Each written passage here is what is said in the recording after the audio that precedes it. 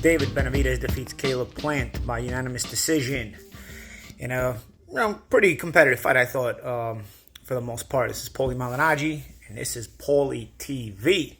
So let's get to the bottom of it. Before the fight, I was thinking that Caleb would, have a pretty good start to the fight, and then he'd fall apart late. Because of the fact that I didn't feel like he dug down like he should have in the Canelo fight, I thought that he maybe would do the same thing once it got a little bit into deep water against Benavidez. But credit to Caleb Plant. I think even when we get paid a lot of money and there doesn't seem to be a way out of the fight that's going to be a positive result, I still think we owe it to the fans to fight our way through to the end, or try to fight our way through to the end and not half-ass it, because fans pay good money for our entertainment. So I don't ever like to think of fighters that they get to a certain point in the fight and then they just kind of do away with it. I felt like Caleb did that with the Canelo fight, so that's why I thought the same thing would happen in the Benavidez fight after a positive start. But Caleb, credit to him, actually dug in and listen, it wasn't pretty for him at the end. Benavidez got to him and he was battering him in the last few rounds, but Caleb did what a man does. He got through it. He came up short, but it seemed like that was going to happen in the last few rounds. Yet he still fought through the last few rounds, and that's what a man does, and that's what that's the definition of a fighter to me. So regardless of how much money he's taking home, because he would have took home that much money anyway. The check is guaranteed for him. So credit to Caleb Plant for digging down despite going through that tough rounds at the end of the fight. Now, as far as my analysis goes, it pretty much went in a very much similar way that I thought it would. I thought Caleb would not only have a pretty positive start, but I thought there would be a possibility that since Caleb is the most skilled guy Benavidez has ever fought, that he'd expose some things a little more glaringly than maybe some of Benavidez's other opponents have been able to expose as far as the mistakes are concerned. And I really felt that Benavidez's lack of ability to cut off the ring really played a big part in his troubles in the first half of the fight. It was really Caleb was able to circle the ring and find the spaces necessary, find the escape routes necessary, while also being able to put together combinations and just being very deceptive. Caleb is a very deceptive fighter. When you're not a Mike Tyson-esque power puncher, you need to have a lot of deception to your style. When you're not a destroying kind of fighter, and Caleb really specializes in that deception. So if you don't cut off a guy like Caleb the way Canelo did, for example, you're going to allow him to be comfortable despite the fact that you're pressuring him. Because he's always going to find an escape route, a guaranteed escape route. And Caleb was able to do that for a big part of the fight early on, especially in the first half of the fight. As the fight wore on, as I said, Benavidez, he may not cut off the ring, but he closes the gap pretty fast for a guy who doesn't cut off the ring. He gives himself his own trouble by not cutting off the ring, but he's also a guy who comes at you in a pretty intense way. And so eventually, if you slow down, if you get tired from the movement and whatnot, if the stamina of the fight itself starts to get to you, if the intensity of the fight itself starts to get to you and you wear out, even if he's not cutting off the ring, he's going to eventually start getting closer and closer to you. I thought Caleb did a good job of being able to smother Benavidez early on when Benavidez got too close, and then he was able to, find the escape routes other times when Benavidez got too close because he wasn't cutting off the ring, and he was able to make him pay with some pretty good shots, pretty sharp boxing. But as he got a little too tired, the smothering becomes more fatigued, because still smothering and holding, it still takes some energy for you to do that, and so especially when the other guy doesn't want to be held, or doesn't want to be smothered, he's going to be physical with you. Now, if you have all your energy, it's easier to do. But once you start wearing down, even that becomes difficult. And you could see how Caleb, his ability to smother and kind of hold was much less effective in the second half of the fight. As he wore out, he got tired, and Benavidez was able to kind of pry openings off the smother and off the hold. You could even make an argument that Caleb even held on a little too much. Bayless has a tendency to break guys really, really fast. I remember working the Mayweather-Maidana rematch, and I felt that was actually one of my criticisms. I think Bayless is one of the better referees in boxing, don't get me wrong, but I think if there's one critique of Bayless, it's sometimes he does break guys a little too fast, And I remember that in the Maidana versus Mayweather rematch. He actually helped me out in the Hatton fight, where it wasn't such a good night for me. And when I got inside and I would hold Ricky, he would just break us apart, and then Ricky would have to start over and trying to get to me. But so it's one of Bayless's kind of characteristics as a referee. Like I said, I think he's a good referee. I think that's just a personal trait. In some ways, some people may prefer that because they want to see just cleaner boxing, and some people don't prefer that because they want to see some inside fighting. I think for Benavidez and Caleb playing, it helped more Caleb early on in the fight because whenever he was able to grab hold of Benavidez, it was a quick break. But as the fight wore on, even though Bayless didn't take any points from Caleb, Bayless started to let them work their way out of it because you could see that I think he noticed that Benavidez needed a way to be able to at least work in there. And so he allowed Benavidez to kind of pry Caleb off of him and work in there. And you can see that's when Caleb started to, really his intensity started to diminish. But I think that was also, he also had been tired out, so he wasn't able to hold on the way he wanted to. Wasn't able to smother as effectively, and he, was starting to, get battered around at the end of the fight.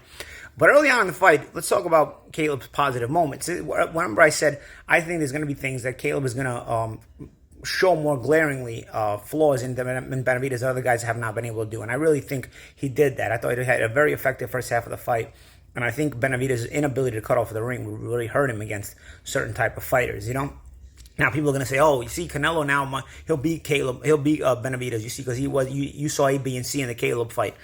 I still don't really believe any flaws we see in the Caleb Plant fight for David Benavidez are gonna really apply to Canelo because Canelo is not a guy who's gonna move.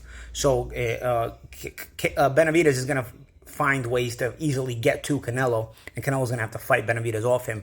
And I think that it would be a lot of good action, but I don't think that Benavidez's inability to cut off the ring will have any effect on the Canelo fight because Canelo doesn't move like that. So he'll be able to just close the gap on Canelo, and they'll be fighting with each other. And like I said, I think that will be a good fight. But still, seeing some flaws in Benavidez's style, seeing some things that troubled him, automatically now will make you tell, okay, he's not invincible.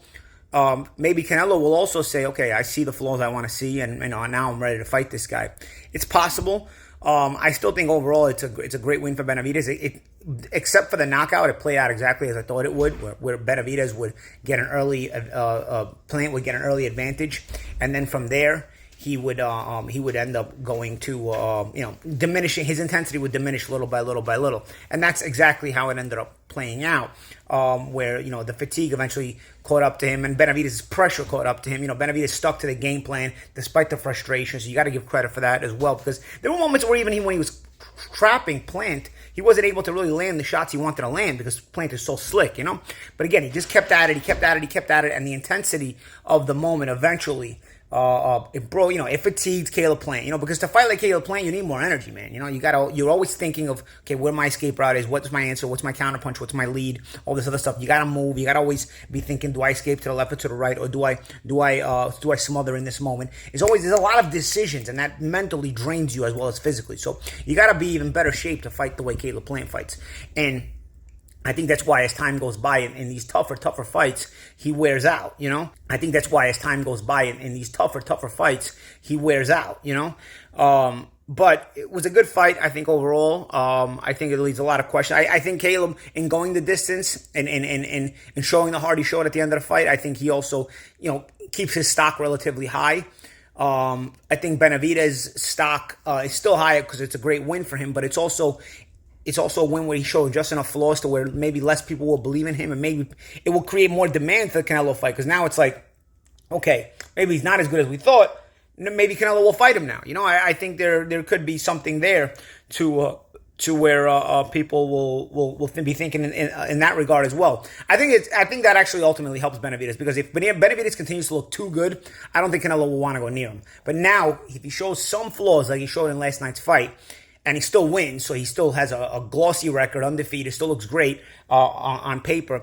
But now he shows enough flaws. Maybe Canelo will be confident enough to fight, to maybe make the Benavidez fight quicker than he would have. Regardless, I don't think any of the flaws Benavidez showed in this fight with Caleb Plant will matter against Canelo. I think it's a completely different stylistic fight, and I think it's a good fight, but I think it's a completely different stylistic fight. And I think Benavidez's ability to make the intensity high will affect Canelo even worse than it did Caleb, because Caleb at least knows how to escape. Canelo will have to literally fight Benavidez off him, and Canelo does have more firepower, so he may be able to. But if he's not able to, Benavidez could more easily get to him and run him over. So there's a lot of pros and cons to that as well, as far as what kind of action fight we'd get with Canelo. But I think it certainly raises questions and will maybe create more of a demand for the Canelo fight as far as Benavidez is concerned. I think Caleb keeps his stock pretty high again with the fight going the distance. Him showing heart, him troubling Benavidez more than any other opponent we've seen before. Maybe Ronald Gabriel also troubled Benavidez a lot, but more than any other recent opponent we've seen before. I think Plant's stock also rises not rises, but it still remains relatively high, and he can be in some other big fights. So, where does Benavidez go now? What did you guys think of the fight? What did you guys think of the scorecards? I thought the fight was close. I didn't quite have it as wide as Weisfeld's 9-3 scorecard. I thought 7-5, 8-4 was a more justified scorecard with Benavidez winning. But how did you guys score it? What did you guys think?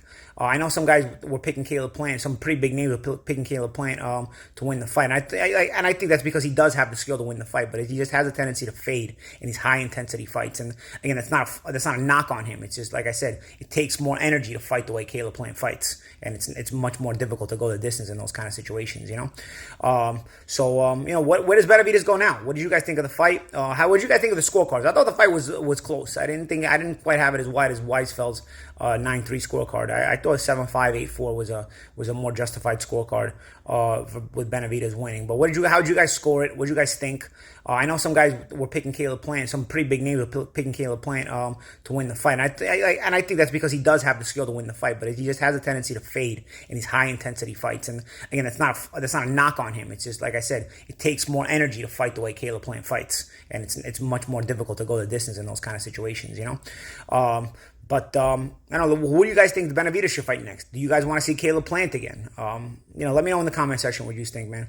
I'm Paulie Malignaggi, and this is my breakdown for Benavidez Caleb Plant post-fight. This is Paulie TV.